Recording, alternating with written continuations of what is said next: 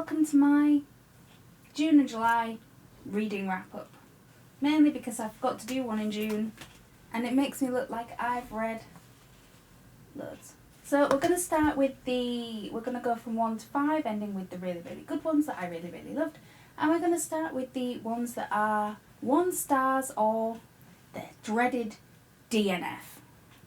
And unfortunately, we do have a dreaded DNF, that being Moonstone, which was one of the Locked Library, I think that was the book for May. I think it was the Locked Library offering for May. The book was so beautiful. The cover was out of this world. I think I got about maybe a couple of chapters into it and it was a struggle. I didn't like the story, I didn't like the characters, it was far too simple. It was easy to guess what was going on and what was going to happen, and I just didn't like anything about it. So I ended up DNFing it, and it is no longer on my shelf, so I don't have the physical copy to show because I sold it. As I do with books that I don't like. They do not belong on my shelf if I do not like them. So moving into the 2 stars, there are quite a few of these which I haven't done a video on, but that's what this is for. First up of the 2 stars is The King's Concubine by Anne O'Brien, and this follows the life of Alice Perez, and she is the infamous mistress of King Edward III. She's been accused of in history of robbing people, she rises above what is expected of a woman of the time.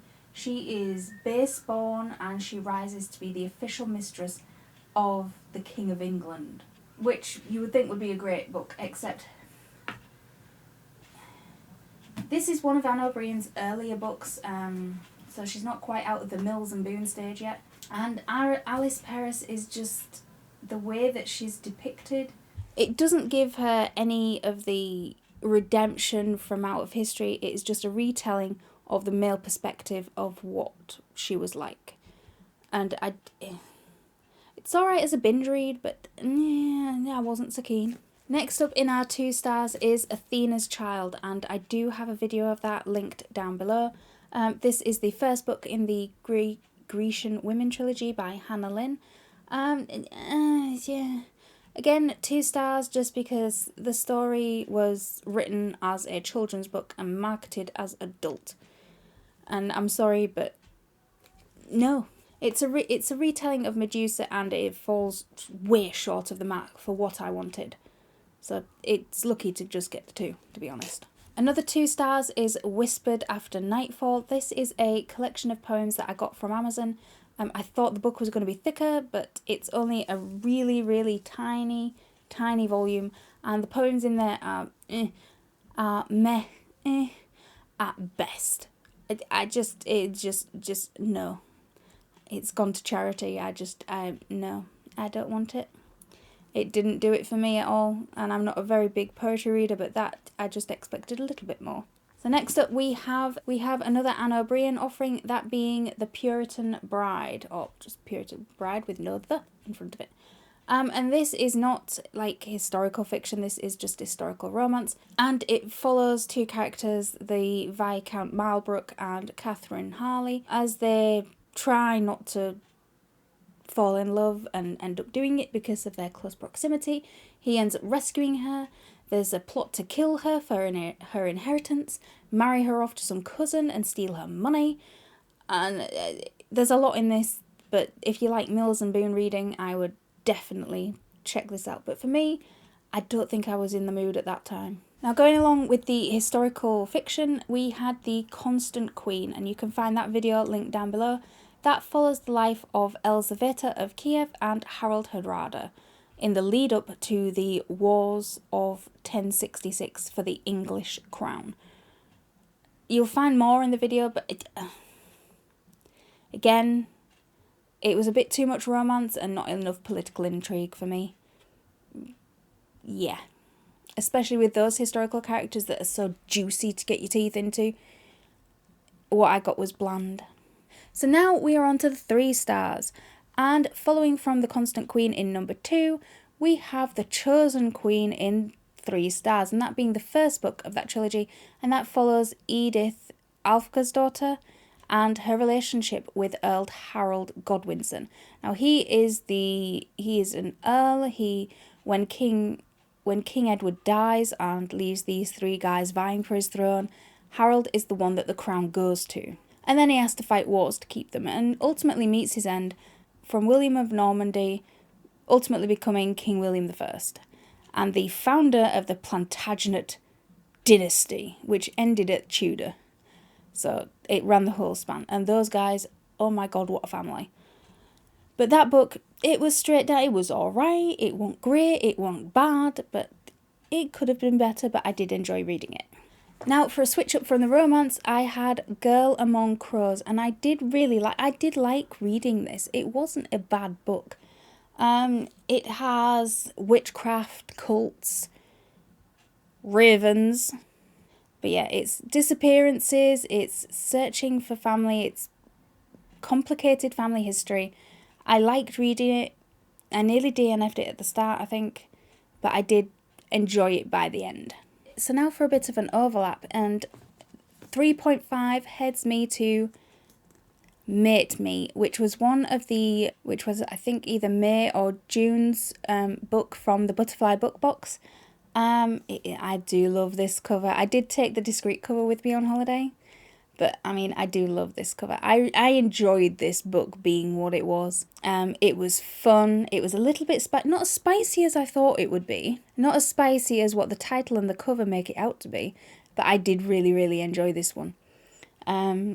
The link to my full review of this is down below, but this one does get 3.5 stars from me. It's a guilty pleasure, and I really, really liked it. So up into the 4 stars, we have An Offer from a Gentleman by Julia Quinn. And this is the 3rd book in the Bridgerton series, following Benedict's story. Benedict meets Sophie at the infamous Bridgerton masquerade ball. And just romance. I loved the romance. The writing was so good, I didn't think it was from her. I do have a review of this, but I'm not sure whether that's going to be out when this video comes out. But yeah, 4 stars. I really, really enjoyed this one. So next up, we have an ARC read that got 4 stars, that being Silence in the Basement. I do have a full video on this already out, but I really, really, going from all the romance and the smut, I really enjoyed a psychological thriller that put my characters in danger. I mean, there's cannibalism, there's entrapment, there's torture. Beautiful.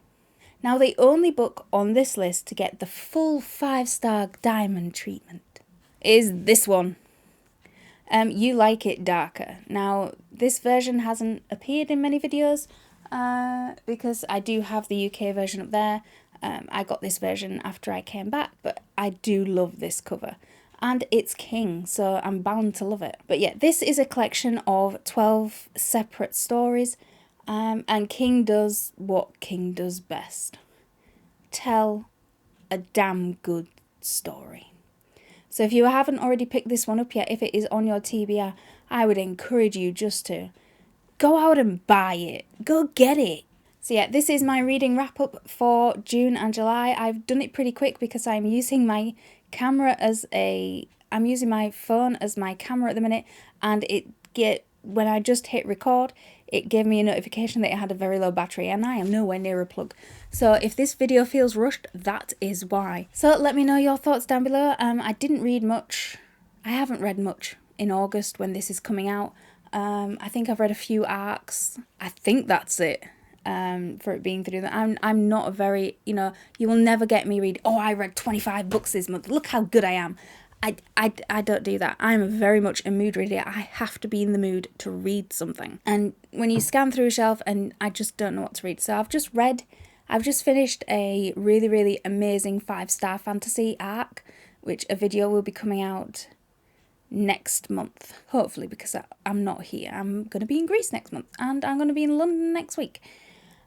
So there's going to be a lot of reading going on. The planning for October has started in its baby step stages because I'm not quite sure what I want to do when. So if you were a viewer last year, you will know that in October we have a we have a whole different setup. There is a video every day for the month of October. The darkest, spookiest poems, readings, little books, big books, really dark fairy tales, but the darkest I can find, all go throughout the month of October. We are going to have a Halloween bonanza, but that is in the works right now, so that's what I'm busy with. So let me know what you read for the months of June, July, and what you are reading for August. And if you have any recommendations, please let me know in the comment section down below. And as always, keep reading.